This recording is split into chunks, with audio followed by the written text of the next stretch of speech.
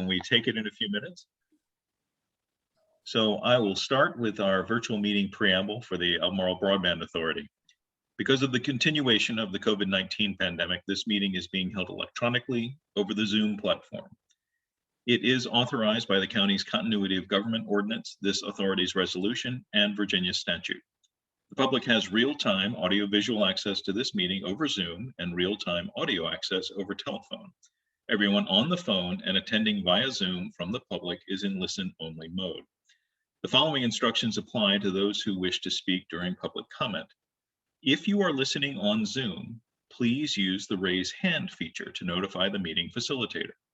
For those joining by telephone, please use *9 on your phone to indicate you would like to comment. Tell the board your full name and the magisterial district in which you reside before getting into the substance of your comment. If you don't know your magisterial district, provide a general location for your home or business. The street location or neighborhood name will suffice. Each speaker will be allowed no more than 3 minutes to comment. This meeting is being recorded and will be made available on the county's website. And with that explanation, I will ask the board members to identify themselves and their general location. I'll start with Waldo Jaquith. I am here. I am present in Stony Point. Trevor Henry, sorry. Present at my residence in Albemarle County. William Fritz. I'm here and I'm at my home in Charlottesville. Liz Palmer. Here, and I am at my home in Charlottesville. Donna Price. I am present and attending from my workshop in Scottsville. And Bucky Walsh. I am here and attending from my home in the Earlysville area. Also on the call today, we have Mike Culp, the Chief Administrative Officer for the Broadband Authority.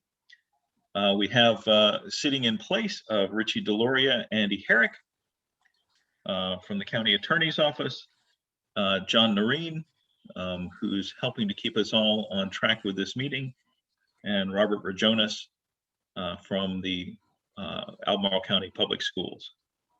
I welcome you all and thank you very much. And with that, I'll call this meeting to order. Our first item of business is to approve the agenda. I trust everyone received a copy. Are there any suggestions for changes to the agenda or motion to approve it? I think we have to take the minutes off, right? Because they're on the agenda. Well, we certainly are not going to approve the minutes. So I think it would be good to leave the point on there so we can have just a note in the minutes that we did not approve the minutes because we had not received the minutes yet. All right. I'll move that we approve the agenda. Second. All those in favor? Aye. Aye. Any opposed? Hearing none, we'll take this agenda as approved. And that brings us to brief announcements by authority members. Let me just call the roll here and see if anybody has anything. Let's start with Waldo. Nope. Trevor? No, sir. Bill? Nothing. Liz? Nothing today. Donna? The Bateau Festival will be in Scottsville, June 23rd. So mark your calendars. I'm sure there will be more information coming out later. Thank you very much. And there's nothing from myself either. So that brings us to our public comment section. For those of you on the phone, just as a reminder, it's *9 to indicate you would like to comment. If you're listening in on Zoom, please use the raise hand feature in Zoom. And we'll keep our eyes open for you for a moment or two and see if anybody has anything they want to say.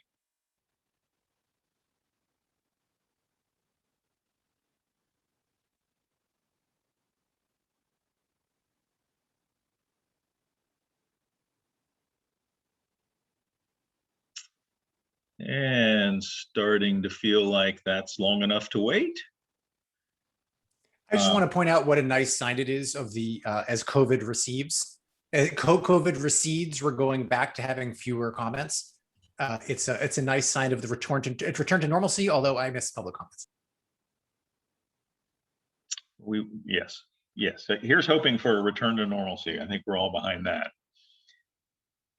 That moves us to the highly controversial item 5 in the agenda, the approval of the April 26, 2021 meeting minutes. One member has already suggested that we might need to initiate a recall vote for the secretary's position, but I believe that was the secretary suggesting that, or hoping that we would.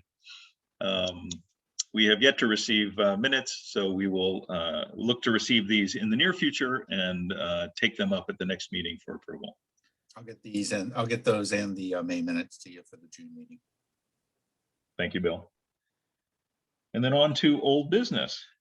Mike, I think you might have some updates for us on body 2020 and 2021. I do. Thank you, Chair. Just a brief update and we'll get on with the agenda. Body 2020 is pushing so that Green Creek Road and Watts Passage, the last 2 projects and the 8 that we have started, are being told that they could place orders on June 1st. So that has been delayed multiple times, but the most recent was some fiber being laid under a creek and permits that were required to make that happen. So there's a lot of things going on. Once again, these are estimated dates. We've been clear with the public multiple times that the dates that we're sending out in our updates are estimated dates for when they can be placing orders. For the rest of the projects, the Buffalo Hills, Coles Rolling Road, Hatton, Keene, Scottsville Road, and Howardsville, if people haven't placed their order, they need to call 1-888-261-7419.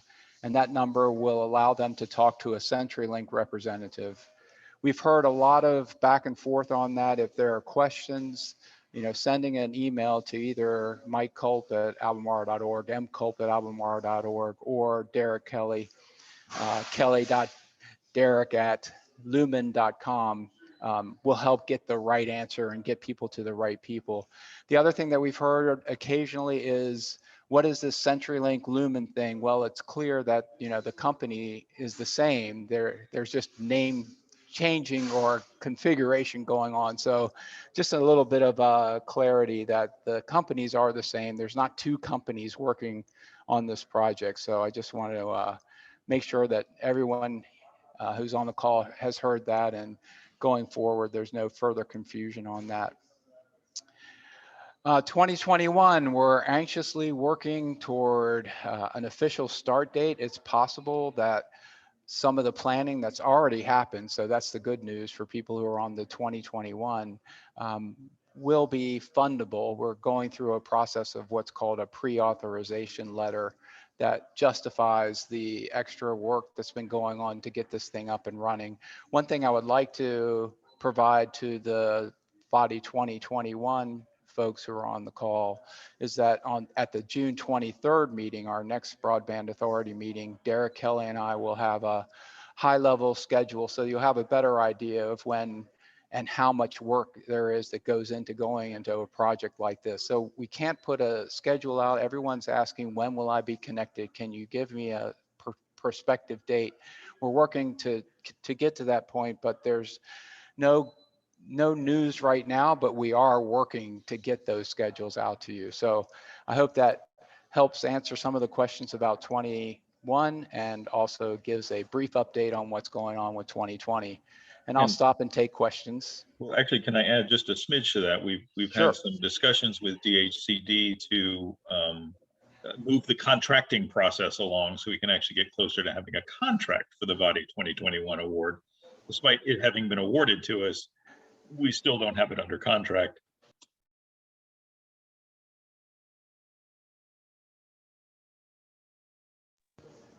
So any questions, or should we move on? How would you like to? Yeah. I have a comment, just for the rest of the board to know. We've talked about these long drops a lot, and we can kind of understand long driveways needing to, for them to pay more. But we ended up having a situation where in the Green Creek area where there's a development that is not completely developed. And it sounds as though there's only one house on this one street, and I think there's 3 or 4 properties on it. I might have those numbers a little bit off. I can't remember looking at the map. But CenturyLink has decided not to even go down that street. And that house that wants it on that street is going to have a long drop to access from another street that they need to go on to get to that house. And I just think that's interesting, and how we really need to pay attention to making sure that these long drops are in some way included in our grant applications. That one has really surprised me. Now, it hasn't been measured yet, and I don't know if, it's going to end up going across another property, or how that's going to work and how long it's going to be. But it's pretty disappointing thinking that whole development was going to be served, because their house isn't that far away from the actual road that they live on. So just that's information. That's all. Thank you. Thanks, Liz. Anything else on 2020? Then Mike, you want to take us Chair, over 2021? Derek Kelly had his hand up to speak Oh, I on didn't see that. CenturyLink's behalf. If we want to, I'll promote him to participant panelist. So Derek, I am giving you an opportunity. I saw the email to the constituent here today. So thank you for putting that in good terms, I think. But yeah, if we could talk a little bit about particularly the issue, that's fine. If you want to. I couldn't hear what you were saying, Mike, but I was just going to comment on Supervisor Palmer's thing. So there was a couple smaller roads, and we're talking, 500 and 600 foot long roads, where there was maybe one house on it or 2 houses on it. And for those, some of those, we did not place fiber on. If we saw a road was, 2,000 feet and there was 5, 6 homes, we would place fiber down there. But for that example, that's down the very southern tip of the project. There was 2 homes on there. I think in one of the email chains it said there's the potential of building 5 or 3 more homes. So I think the total subdivision would be 5. And if I'm not mistaken, I think 3 of the lots still would not be above 650 feet. And then I think the back 2 lots are where they can get over 650 feet. So, I think one customer, my estimates, may have had to pay like $140 fee. The other customer may be about $400 to get installed in that very back lot. Thanks, Derek.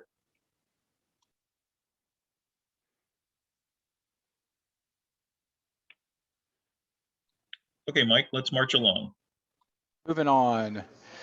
So DADI 2022, lots of exciting news there. The Commonwealth of Virginia is also receiving what are called American Rescue Plan Act funds. So they're underway on deciding how those, I'm going to call them ARPA from this point forward, ARPA funds are to be used for broadband infrastructure. So there's things going on at the state level that may be valuable for the Broadband Authority in their infrastructure efforts. So we have to stay in sync with the Commonwealth of Virginia's Broadband Office as we go forward in planning our ARPA funds, the use of our ARPA funds.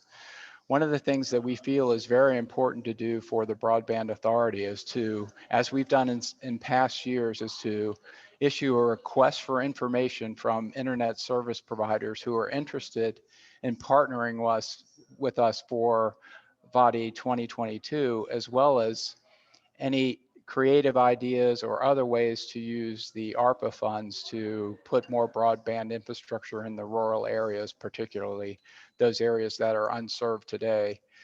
So we're hopeful that the Broadband Authority can approve a small group of us going forward and working on that RFI and then issuing it by June 11th so that we can start to receive information, expressions of interest from our internet service provider partners, and present that at the June 23rd meeting to give us a better strategy for what we're calling universal broadband all throughout Albemarle County. So our goal is to have a complete plan with multiple ways of funding, including the regional effort that we've already signed off on through the MOU with CVSI and Dominion.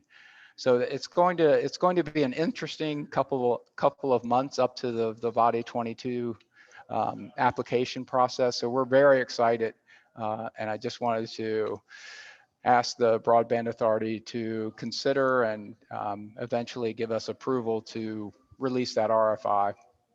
So thank you, Chair. I'll stop with that. I think I covered both of those, B and C, with one fell swoop. So I'll mute and take any questions and further discussion.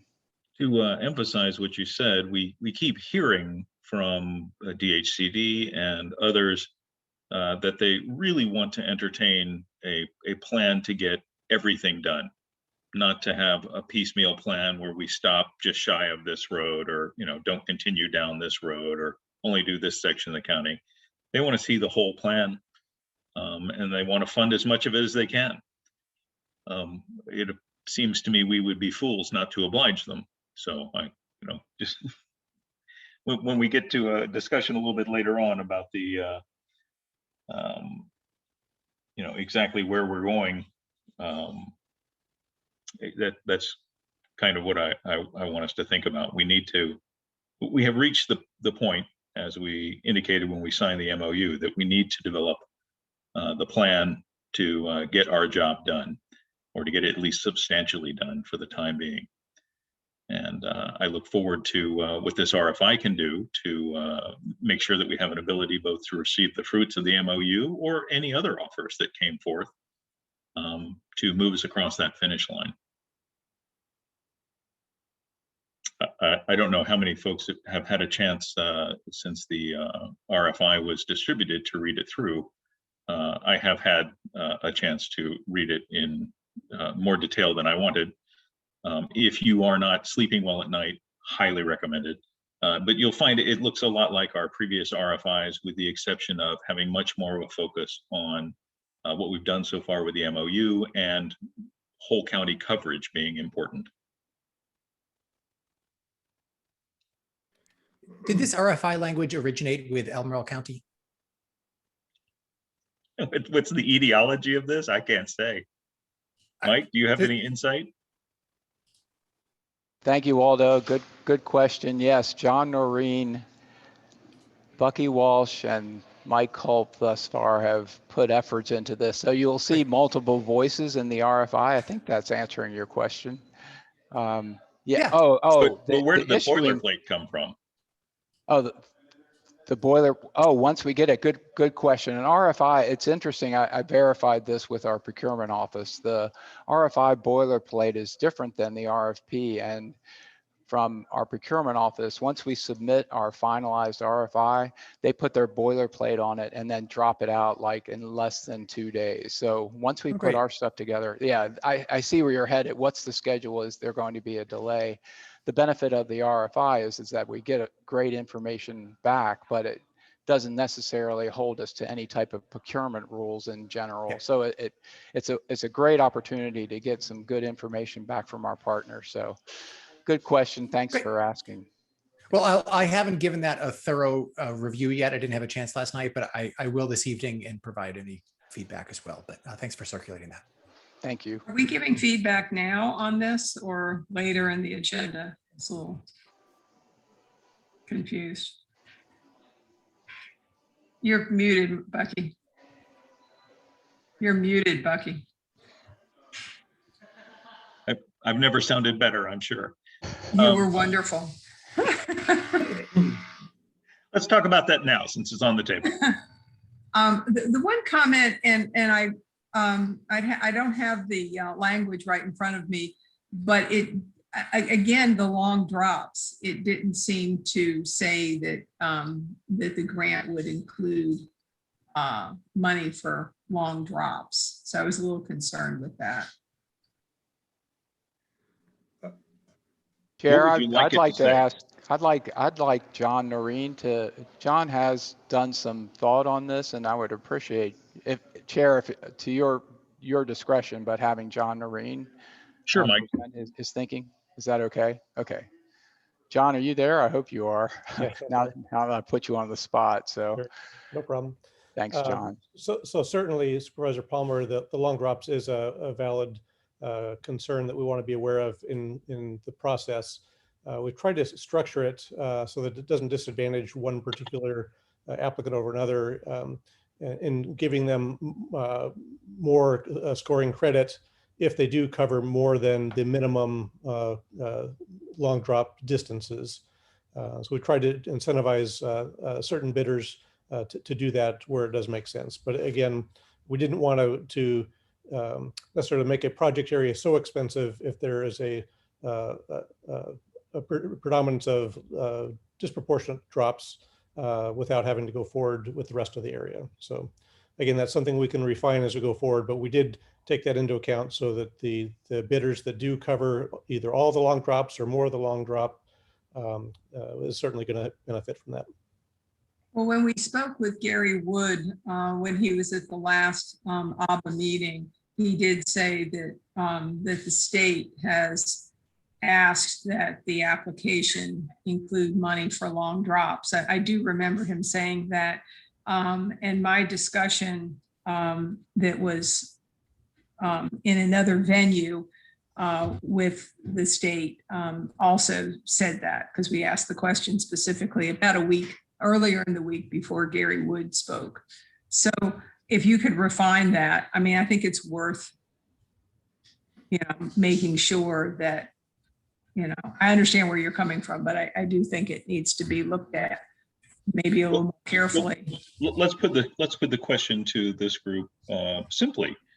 Do we want to have an RFI that requires connections to the premise, wherever that premise is, be included in the price?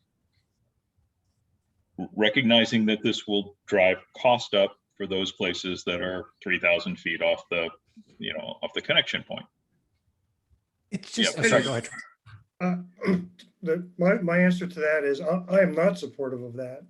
I think supporting it to a certain distance makes sense, but I do think there's a lens that should be looked at, that some people choose to live a mile off the main road because they can afford to live off the road. I don't know if our county funding should fund that particular scenario for everybody.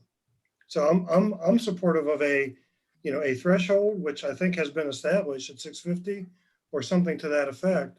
I think our affordability, access and affordability program could look at options to kind of fill in the gap for those that are, that would, I would say, qualify in that case to apply for a grant or whatever that model might look like. I mean, I'm one of the full board here, so that's just my direct answer to that question, Bucky. No, thank you, Trevor. Donna, you had your hand up.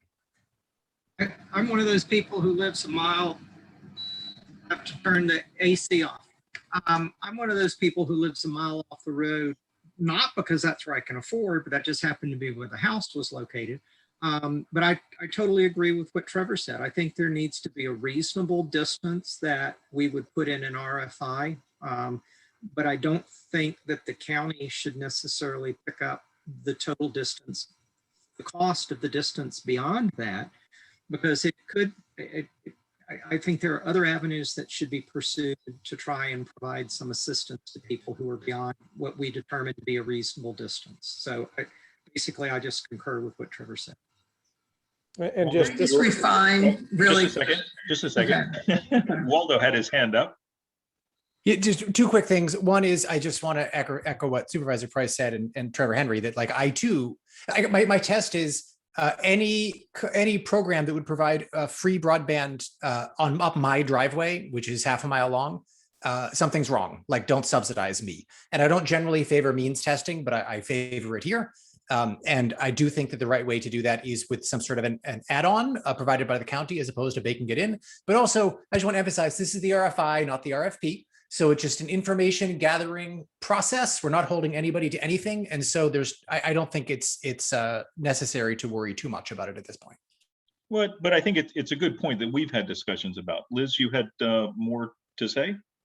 I actually had, I wasn't thinking, as Waldo pointed out, this is the RFI, and I was sort of thinking of the application and I had jumped ahead.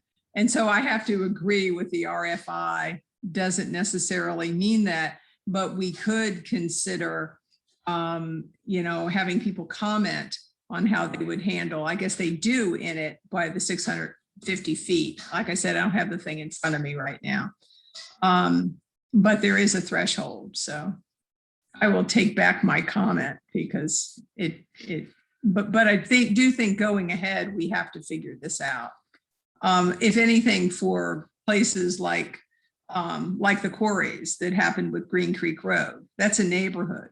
That person is not that far off the road that they purchased, but they're going to have to pay for a long drop, some kind of drop. I don't know if they're the $400 or the $100 that Derek talked about, but a lot of people can't afford $400. So I just want us at some point in the process to consider that. And from the sounds of it, Gary Wood is going to consider that in his proposal. All right, thank you. Let's use the language that we have in the RFI now, with the understanding that as has been indicated, folks who have a process for dealing that may be more favorably looked upon in our evaluation, and that there may be some opportunity for the newly formed accessibility office to help out folks here who fail well, we're going to call it the Jaquith means test, who fail the Jaquith means test. Of course. It's like I wouldn't be a member of any club that would have me, kind of a thing, but for public benefits. No, I think we're all in the same place, Liz. I think we're all concerned about this. Trevor, you have another point? I did. Really, it's just some questions or clarification. I have read through the RFI. I'm supportive of the intent. I worry about the schedule. It looks really tight to me. So that's concerning. And then it is a little murky as you read it, trying to understand what we're going to do with this information, how it may or may not tie to VADI 2022. It may or may not be able to be used for different direct funding. So I think we need to to get it certainly in a consistent voice, but also to clarify a little bit. And Mike, I really would like to confirm that, this is providing us hopefully input from ISP, from vendors that give us options as we wait to better understand the financial picture, both from the county and from the state. So we're trying to, it's a moving target that we're trying to be ready for. Do I have the intent? Sure, Chair, I'll step in. Let me jump in for a second, Mike. Okay, sure. And I think Supervisor Price also had her hand up earlier, so I'm waiting my turn. I've got quite a bit to say. I just want to be recognized when my turn comes. So, okay, I'll mute for a second. So we're optimistic that the MOU will produce a solution that hooks up everyone in Albemarle County, and in the best case scenario, it requires no monies whatsoever for anyone to be contributed to it. And great, we go forward with that. But there are a lot of places where that could go sideways. There are many partners involved there, and if any of the partners decide they don't want to play anymore, for example, Dominion, then where that goes next is in doubt. So this RFI will help us be prepared for that. We're trying to help be prepared for the VADI process to receive something for that. Our timeline is to some extent bound by the VADI process. It is tight, but we've got to give our indication of intent to apply and how we intend to apply by an extraordinarily early date, which gives DHCD months and months and months and months and months to consume that information and really not do anything with us, but it forces us to a tight time frame just to comply with their rules. And as they look to be getting a good chunk of money and perhaps even more, we really want to comply with their rules because we can't afford to leave that on the table. So we are almost compelled to have a very tight time frame here. Yes, there are a lot of things we don't know, which is really a good part of the basis for the RFI process as opposed to the RFP process. We as a board get back together again to evaluate what comes in, to look at what we've heard from folks and to make a decision what we want to do next. And that's going to be some exciting times as we get to that point. Mike, was there something else you want to contribute to that? And then I've got Liz next. Okay, thank you, Trevor Henry. Thank you, Chairman Walsh. I am extremely grateful for the Board of Supervisors appropriation of funds to the Broadband Authority. Future funds that will be available through the Broadband Affordability Office give us some interesting possibilities as far as the VADI 2022 application. One of the things that we could do, and it has to be done by policy, and of the funding that we put forward for long drop cost containment, meaning those who can afford it may have a way to help contribute to those who can't, as an example. So if you consider the balance of where a long drop is and what type of constituent you're serving with those extra costs, there's a balance of how you put those funds together. We have the opportunity through policy to create a long drop policy that then is submitted in our VADI 22 application as somewhat of a match. So you've got the county putting in a match that says for those who can't afford the long drop, we're going to put forward a funding mechanism that allows us to provide those additional costs by some sort of application. I'm not the first to think of this, by the way. There's more to come on this, so we're working to try to figure all of that out. And Trevor, you were right on bringing up the fact that it could be, and then Waldo, you put in it in more exact terms. It's an add-on. It's like, this is the way we're going to get to universal broadband and provide it in an equitable means. So our community value says that we need to look at everything that we do from an equity lens. And this is one of those cases, wholesale. Everybody out there needs to understand that we're working to make sure we're putting an equity lens on how we go about funding future broadband infrastructure. So appreciate the time to talk, and I'll turn it back over to you, Chair. Thank you. Liz, did you want to speak? I have nothing more to say. Thank you. Was there anyone else who wanted to Yeah, speak? Becky, I've had my hand up for a while. I'm trying to use the raise Oh, hand. yes. I see that little thing on the screen now. I'm sorry, Donna. Apparently that doesn't work. But I totally agree with what Mike just said.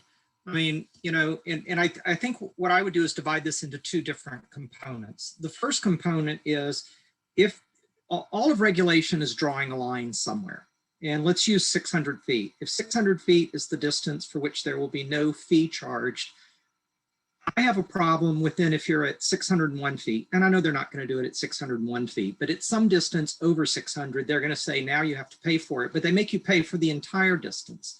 Rather, I think the fairer thing is that we will pay up to 600 feet. And if it's over 600 feet, then the customer pays the difference from 600 feet to where it's actually going to be dropped at their house.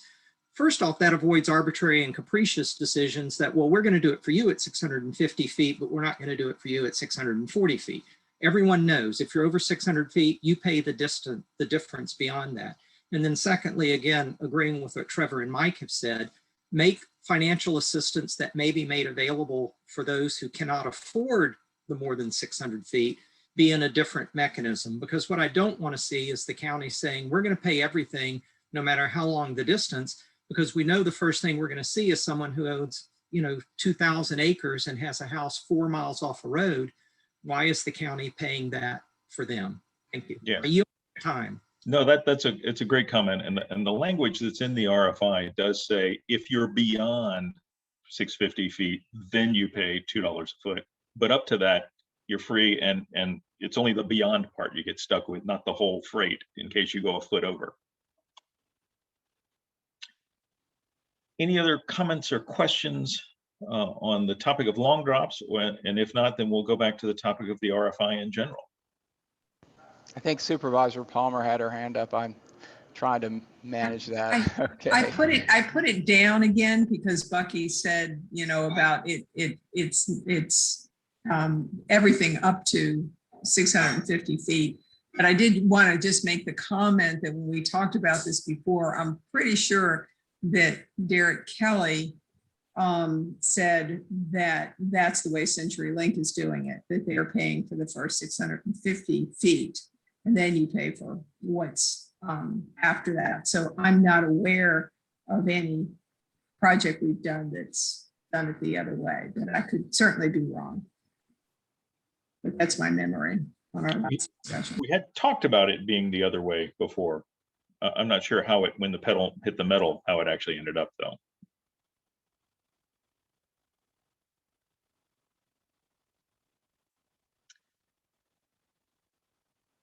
Any other comments or questions about the RFI in general?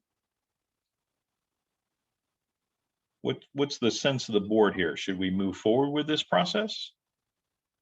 Okay, and there was one lots of- typo in it, but I'm sure that Mike has found that by now. seeing nodding heads, how should we be authorized to move that forward to a release point? Because we will do that before the next board meeting. Who should have the responsibility for making that decision? I'm confused. We just put on it and send it off. I mean, and Yeah, we have to finalize it. What I'm saying is the board will not see it with the typo taken out and any last edits that we put into it. How should we approve that, or should we call another board meeting to get that together, or should we not just be worried about it because it's an RFI? Trevor. I would be comfortable with, you know, in a, Mike, I'm looking at the schedule now, but, you know, give the ALBA board a few days to review and provide comment. And then I would just suggest that maybe that, you know, volunteering the chair, but it doesn't have to be the chair, that, you know, you could review along with the chief administration officer, and I would be fine if it, you know, you do a final review of the draft and be good with submitting it after that. If you want to schedule a short meeting for the whole board to approve it, we can do that too, but I would be comfortable with, you know, soliciting input, and provided there's nothing that major that blows up on it, that we just proceed with the CAO and the chair of the authority approving it for its release. Bill, you look like you're working up to say something. I hadn't said anything before because I was agreeing with everybody, and Trevor stole my thunder. I was gonna, exactly what he was gonna say. That sounds acceptable to me if it works for everyone else. Are there any other thoughts, concerns? Then I'll take a motion to let the CAO and the chair approve the finalized RFI, which will be finalized based on the comments we received from the board, and of course, any necessary typographic or logistical changes that need to be made that are not substantive to the nature of the RFI. If that sounds acceptable, I'll move that, and I'll look for a second. Second. Let me just run through the list here and get everybody's yay or nay. Waldo? Yes. Trevor? Yes. Bill? Yes. Liz? Yes. Donna? Aye. And the chair votes aye as well. Thank you all very much. And that moves us to item C under old business, status of the memorandum of understanding signed with Dominion Virginia, CVEC, and 28 other companies. Mike, did you want to speak to that? Well, the quick thing is, for reference, we've included it as part of the RFI. It is a public document. There may be additional localities who sign on. One thing that's interesting about the MOU is it's close to being all of the Planning District Commission, but it does have one or two localities that are outside the Planning District Commission. So it'll be a very interesting regional application for body funds. So we're looking forward to getting that. Yeah, I think it's 9 counties so far. something like that. Yes, sir. So, but of those 9 counties, some of them are just bits of the counties, and it's really Louisa and Albemarle that have large tranches of folks. Right, correct. So we're working with CVSI, Firefly, getting things going and having almost weekly discussions with them. So we'll continue to work toward a good outcome with that. I think there's some great news coming. We're not authorized to talk about it quite yet, but soon there will be things talking about how they're going to be surveying the counties and making sure that we're discovering all of the unserved and underserved areas. And John Norin will be working with them to make sure that the maps that we have match up with the maps that they have. So a lot more to come on that. I know it's we're all very anxious about it, but we hear every day about put my area in as a priority, and all of the areas are priorities. It's some have more meaning than others, and we'll work through that. So we're really anxious to get this underway, and thanks for the time to give everybody an update on the MOU, Chair. Thank you. Any questions? Okay, let's move on to our financial report. Treasurer? Yes, sir. The agenda has an attachment with our financial report, of which there is no change from previous report. Still waiting on the invoice process from CenturyLink Lumens for the 2020 project. So no change. Okay. Any questions for the treasurer? Very good. New business. ABBA meeting logistics. So let me introduce this topic. I was caught flat-footed when the CDC said, oh, you don't have to wear masks anymore, which is a gross simplification of what they said. But I did not want to be caught flat-footed when it was time eventually one day that we could be having meetings face-to-face again. So I asked Mike, make sure we've got a room signed up in the county office building and those kinds of things. We are a long way away. I've been given to understand from the county being ready to welcome us with open arms back into the county office building to have these meetings. And I would be very, very surprised if we got there before the Board of Supervisors was having their meetings. And if we did, it would only be slightly before, just because the board had already approved it in a virtual meeting, and then we had another meeting scheduled before they got back together. So that's kind of my bellwether for when this might occur, is when the BOS is back face-to-face. We're likely to be back at that same time period. But as I was thinking about that, and then thinking about the irony of needing to have broadband to participate in broadband meetings, still I thought there might be some benefit if there was a way to continue to offer a virtual meeting format, both for those of us who might not be present at a meeting, as well as for members of the public who would like to be able to watch what we were doing live. And I have been counseled that it's very much harder to do a hybrid meeting than it is to do an all virtual meeting or an all in-person meeting. I understand that. I have been counseled that way, and you need to have a really good, you need to have a good location that has the appropriate camera and projection facilities so that you can see and those online can see what's going on. And you need to have someone who's controlling that, who's taking care of things. Assuming we could overcome those obstacles, when we get to that point in time, so I'm way out in the future, planning ahead, this is new business. Would something like that be of interest to the board? Should we be shooting for that? And that's really where I would like to go with this conversation, and any thoughts you might have or concerns or issues. So I'll open it up. Andy?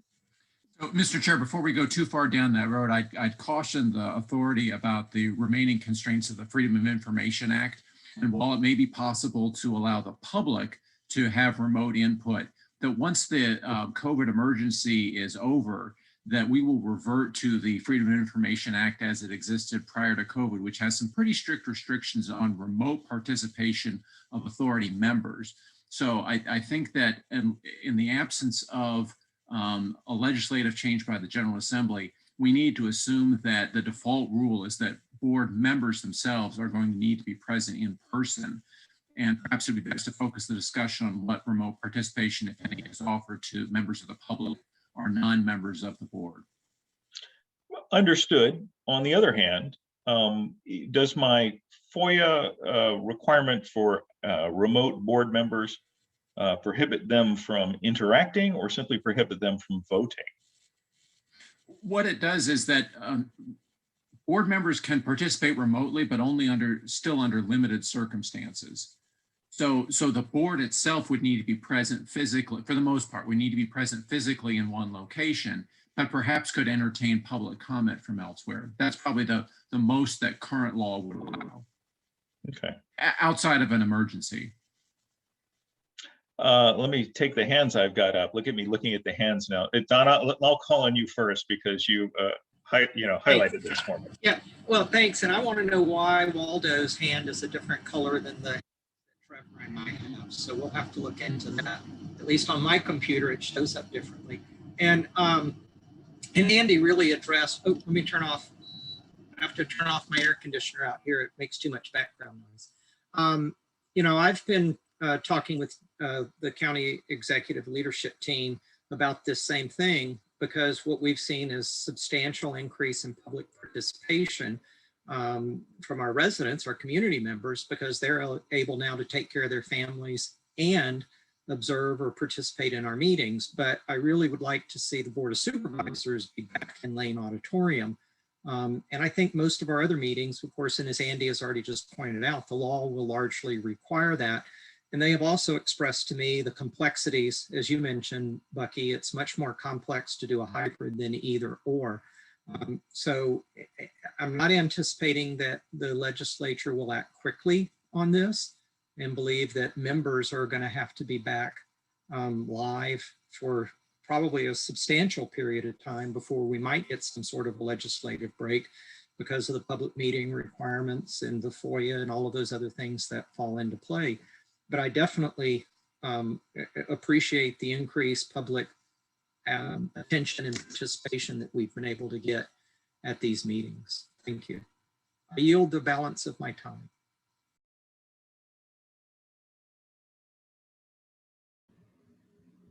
Thanks, Donna. Trevor. Thanks, Bucky.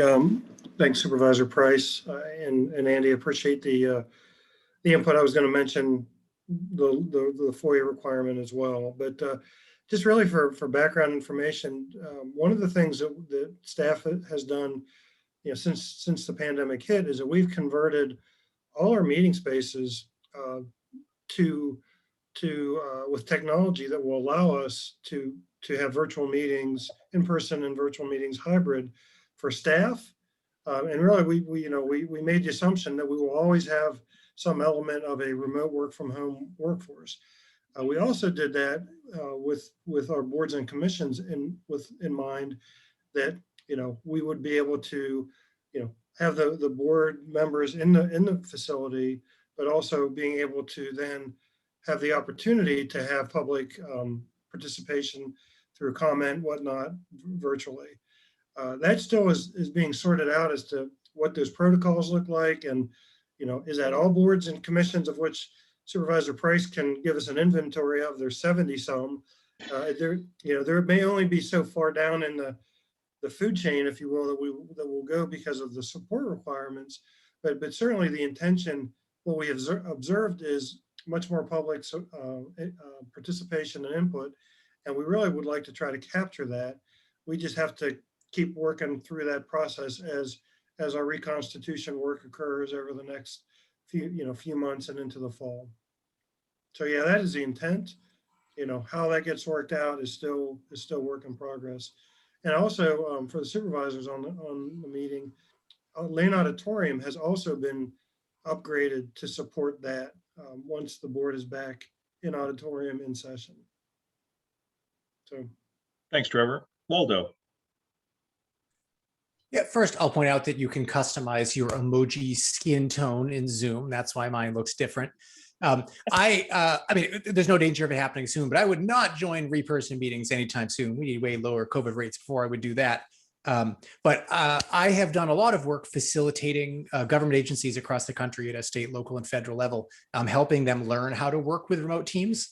And one thing that we really encourage them to do whenever possible is, if it's a small group, as this board is compared to, say, a whole legislature or something, is to have every member of the board have their laptop in front of them, just as we have computers in front of us now, on the meeting table, and that whenever whoever is speaking, they unmute. And in that way, anybody participating remotely is a first-class citizen.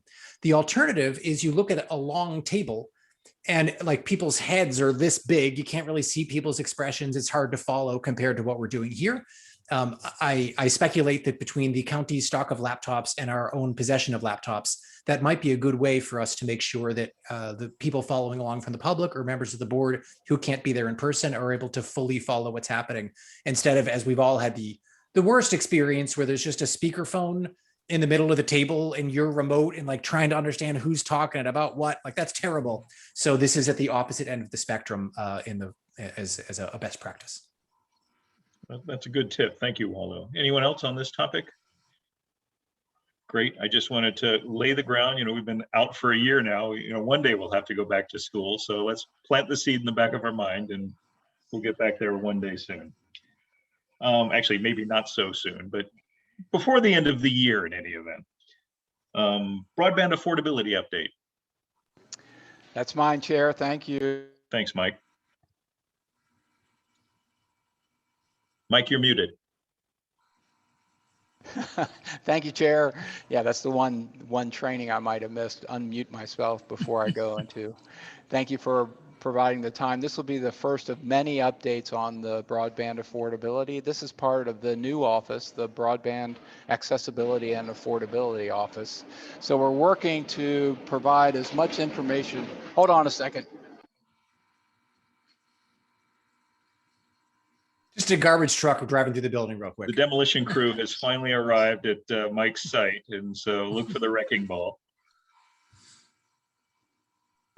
Thank you for that brief interlude of local traffic. But yes, we're doing a great job. Jason Inufuentes has helped immensely. We're getting the word out about the emergency broadband benefit program. Lots of things going on. The big news is that we're doing a great job getting the word out about that program, and we're working on some other things that'll be in future updates to the Broadband Authority. So I just wanted to let everybody know we're thankful for the Board of Supervisors looking at affordability as one of the tenets of moving forward with broadband, and we're excited to continue to work in that way and look forward to future updates. So thanks. That's what I'll end with, and mute myself again. Thanks. Any questions for Mike? Okay, we'll move on then. The American Rescue Plan Act funds update. Trevor, was this you or Mike, or who's carrying this ball? Chair, I'm glad to give it a first shot. I'm sure Trevor is ready to step in as well. We're aware that the ARPA, the ARPA funds for the county, have been transferred.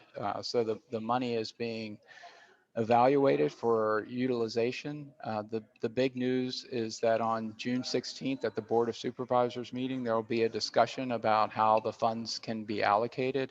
And right now targeting the $3 million that will go to the Broadband Authority. So that June 16th meeting of the Board of Supervisors may be the impetus to have the funds transferred into the authority.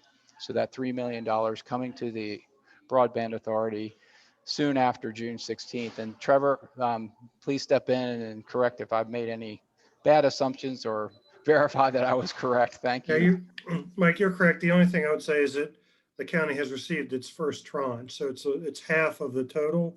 The next half would be a year from now. Is there any need or desire for us to speak to that topic, or is that happening as it should without any outside intervention? Great question. We'll have representation for ABBA within, our board members. I believe that the budget office has asked Mike to put a slide together, and as Chief Administration Officer would talk to it. I don't feel like we have to do any extra heavy lifting on it, since the board back in March had approved the $3 million. It's just we held off because of wanting to see what the funding looked like. So I would defer to our supervisors on the meeting if you think we need to do anything additional for the 16th. I don't think so. I mean, I think the 3 million is a given. The question would be, is there any additional money for a larger project? And that would be the discussion. And you have to hear from staff, but I don't think there's anything that is going to get in the way of the 3 million. When it comes to putting this, I'm sorry, Donna, I cut you off. Go right ahead. I'm sorry, but I was just saying I agree with Liz. I mean, I don't think there's anything else that we need to do. When we go to put this slide together, Mike, or when you go to put this slide together, I think it would be very timely to note for the board that we are actively working on the whole county to set the understanding for that, because it is not beyond the bounds of possibility that we'll be coming back saying, remember that money you gave us? Well, and frankly, as soon as we have a plan, I'd like to get the whole plan in front of the Board of Supervisors on an informational basis so that they can understand and see where we're going and provide guidance as necessary. I agree. Okay, that exhausts our agenda. Is there any other business that we should take up at this time? We have 2 whole minutes. But Layla says it's dinner time and she's facing the other direction, so we can go get it. But that is not my motivation for finishing at this time. I'm happy to stay as long as I want. She can always chew on my arm. Well, seeing no other business, I'll accept a motion to adjourn. Motion to adjourn. Second. Second, all those in favor signify with a Aye. raised hand. Aye. Aye. We are adjourned. Thank you all very much. Remember, our next meeting is June 23rd, as was already mentioned. And I look forward to seeing you all then, if not before. Have a good Memorial Day, everybody. Thank you. All right, Great thanks. Memorial Day. Memorial Day. Thank you all. Good night. Thank you. Night.